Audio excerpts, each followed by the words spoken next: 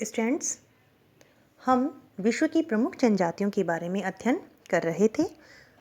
हमने पिग्मी जनजाति और एस्किमो जनजाति के बारे में अभी तक पढ़ा। आज हम विश्व की दूसरी प्रमुख जनजाति बुशमैन जनजाति के बारे में अध्ययन करेंगे। बुशमैन जनजाति जो है उष्ण मरुस्थलीय प्रदेश की जनजाति है और इसे सान नाम से भी जाना जाता है।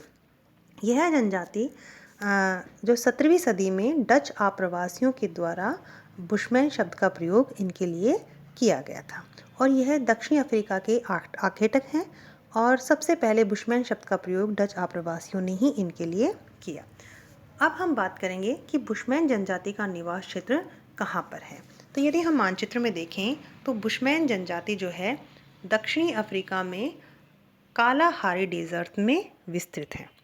यह 18 डिग्री दक्षिणी अक्षांश से 24 डिग्री दक्षिणी अक्षांशों के मध्य बेचुआना लैंड में निवास करती है और इनका निवास क्षेत्र कालाहारी मरुस्थल है। इसमें मुख्य रूप से बासुतोलैंड, नेटाल, दक्षिणी रोडेशिया और बोत्सवाना के कुछ भाग शामिल हैं। तो इस प्रकार इनका निवास क्षेत्र जो है गर्म मरुस्थलीय प्रदेश है।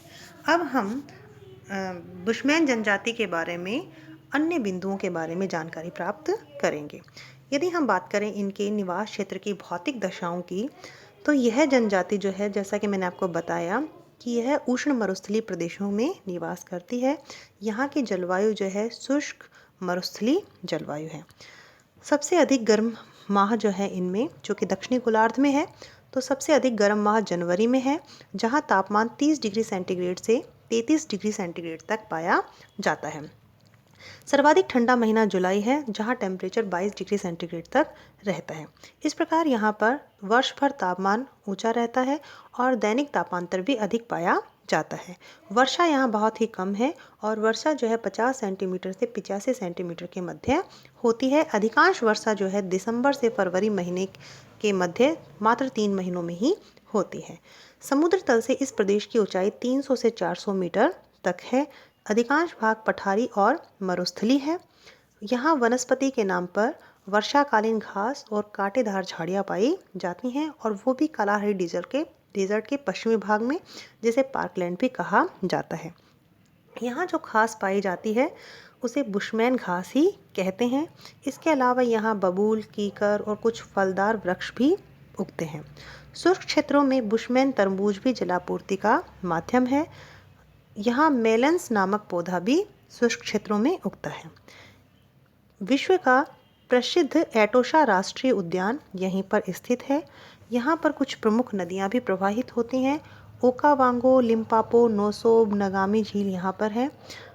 इसके अलावा इस क्षेत्र में गर्म जलवायु होने के कारण कुछ बीमारियाँ भी अधिक पाई जाती हैं, जैसे मलेरिया, काला ज्वर, आंत्र ज्वर, न्यूमोनिया, इन्फ्लुएंजा आदि, क्योंकि यहाँ की जलवायु बहुत ही गर्म है। अब हम बात करेंगे इनकी शारीरिक लक्षणों के बारे में। यदि हम बुशमैन जनजाति की शारीरिक लक्षणों के बारे में बात करें तो इनकी शारीरिक संरचना निग्रिटो प्रजाति के समान ही है। इनका कद जो है 5 फीट होता है, यानी नाटा कद होता है। जबड़े और मोटे होठ बाहर की ओर निकले।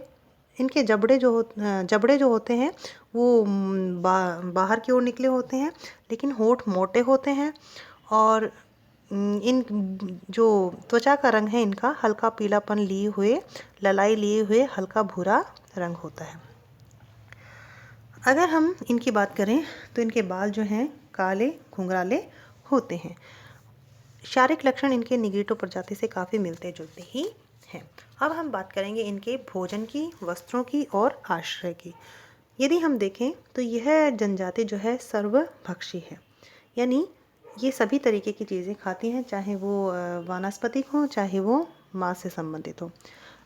आखेट और संग्रहण के द्वारा ये अपने भोजन को एकत्र करते हैं। दीमक, चींटियाँ, कीड़े मकोड़े, मेंढक, छिपकली, ये सब इनको खा जाते हैं।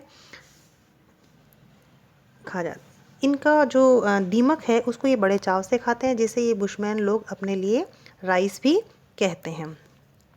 इसके अलावा ये गांठे, कंदमूल, इनका भी भोजन भक्षण करते हैं।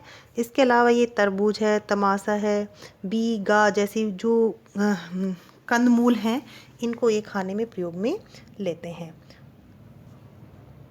कई बार ये भूख के मारे जो है अपने चमड़े से बने वस्त्रों को भी खा जाते हैं और ये एक ही समय में ठूस ठूस कर इनमें खाने की आदत होती है।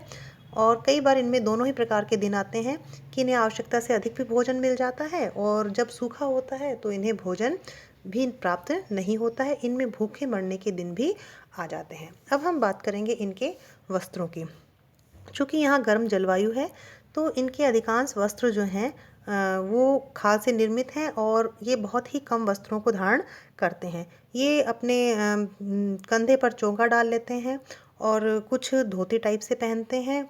स्त्रियों का जो चोगा है उसे कारोस भी कहते हैं और इसमें ये अपने जो नवजात बच्चे हैं और भोजन आदि को भी रखते हैं। चमड़े की बनी जूतियाँ भी पहनते हैं और टोपियाँ भी ये लोग पहनते हैं। कई बार अपने शरीर को धूप से और कीड़ों से बचाने के लिए ये सफ़ेद मिट्टी का लेप भी कर लेते हैं। इनमें आभूषणों स्त्रियों में आभूषणों का भी शौक होता है। बीजों को डोरी में बांध के उसकी जो है माला बना लेते हैं और उनको पहनते हैं। इसके अलावा अगर हम बात करें इनके आश्रय की, तो चूँकि ये अस्थायी जीवन यापन करते हैं, पानी की खोज में और शिकार की खोज में ये एक स्थान से दूसरे स्थान पर चले जाते हैं, तो इसलिए ये पक्के आवासों का निर्माण नहीं करते हैं। फिर भी ये गुफाओं में, भूमि छिद्रों में और घास फूस की झोपड़ियों में शरण ले लेते हैं। इनके अल्पकालीन गांव वर्फ कहलाते हैं, जिनमें 8 से 10 झोपड़ियाँ होती हैं और झोपड़ियाँ 4 फुट ऊंचे खंभों पर गुंबदनुमा और छोटे द्वार वाली बनाई जाती हैं। तो इस प्रकार इनके जो आवास हैं वो अस्थायी हैं और जंगली जानवरों से रक्षा के लिए अपने ये मकान ऊंचाई पर बनाते हैं। अब हम बात करें इनके उपकरणों की और परिवहन के साधनों की, तो उपकरणों के रूप में ये तीर कमान, भाले, बर्छी, अग्निदंड, लाठी, चाकू, भूमि खोदने की लकड़ी को काम में लेते हैं। इसके अलावा ये शुतुरमुर्ग के अंडों के खोल को जल भरने के लिए भी काम में लेते हैं। परिवहन के साधन के रूप में ये स्वयं चलकर एक स्थान से दूसरे स्थान पर चले जाते हैं। आखेट की तलाश में, पानी की तलाश में ये दूर दूर तक चले जाते हैं। अब हम बात करेंगे इनकी आर्थिक क्रियाओं की। तो देखें तो हम कि इनकी आर्थिक क्रिया मुख्य रूप से आखेट करना और साथ ही कुछ वानस्पतिक उपजों का संग्रहण करना है। ये हिरण, बकरी, भेड़, कोड़ू, ऑरिक्स, जैमसोक कई जानवरों का शिकार करते हैं। यही इनकी मुख्य आर्थिक क्रिया है। शिकार में ये कुशल और चतुर होते हैं। ये अपने समूह में शिकार करते हैं। जानवरों को दलदल में फंसाकर और विषाक्त तीरों से उनको घायल करके ये उन्हें शिकार करते हैं। पड़ोसी क्षेत्र में शिकार करने पर ये शिकार का बंटवारा करते हैं, नहीं तो इनको आक्रमण का सामना करना पड़ता है। इसके अलावा ये कुछ तरबूज हैं, तमाशा है, गांठें हैं, ये भी एकत्रित करते रहते हैं ताकि इस समय आने पर उनको भोजन के रूप में काम में लिया जा सके। अब हम बात करेंगे इनके सामाजिक संगठन की। यदि हम देखें तो इनका सामाजिक संगठन जो है बहुत ही साधारण और आदिमकालीन है। रक्त समूह में ये निवास करते हैं। रक्त समूह का एक दल एक साथ ही रहता है। विवाह दूसरे समूह में करते हैं।